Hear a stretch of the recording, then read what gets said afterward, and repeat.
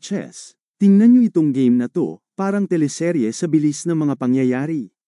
London, 1862 daw to. Si John Odin Howard Taylor, filingero to, akala mo kung sinong magaling.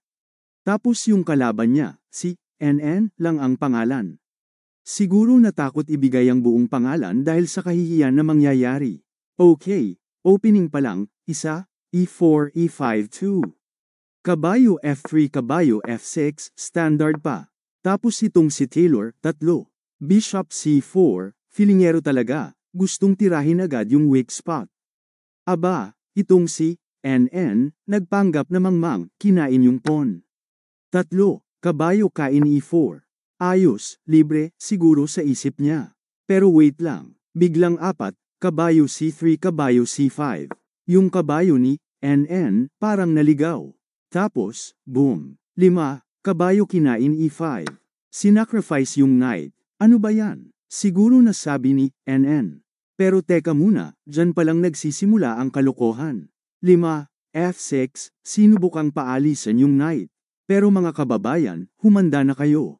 6, Reyna H5, check. Biglang sumulpot yung queen. Napamura na siguro si NN ng mahina. 6, G6, tinakpan yung check, pero mas lalong gamulo. Tapos, eto na. 7, Bishop F7 check. Isa pang sacrifice. Yung bishop naman. Hoy, anong nangyayari? Siguro sigaw ni NN sa isip niya. King 7, Hari E7. Nagtatakbo na yung hari, parang natatae.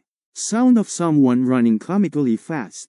At yan na, sunod-sunod na atake. 8, kabayo D5 check KD6 9, kabayo C4 check KC 6 10, kabayo B4 hari B5 11, A4 dagdag hari kain B4 12, C3 check hari B3. Jusko, yung hari ni NN, para ng pinaglalaroan. Tumakbo na sa lahat ng sulok ng board.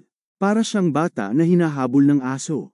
Tapos, ang ending, simple lang. 13, Reyna D1, checkmate. Tapos na ang laro. Si John Odin Howard Taylor, nanalo. Si NN, siguro nagtago na sa kahihiyan.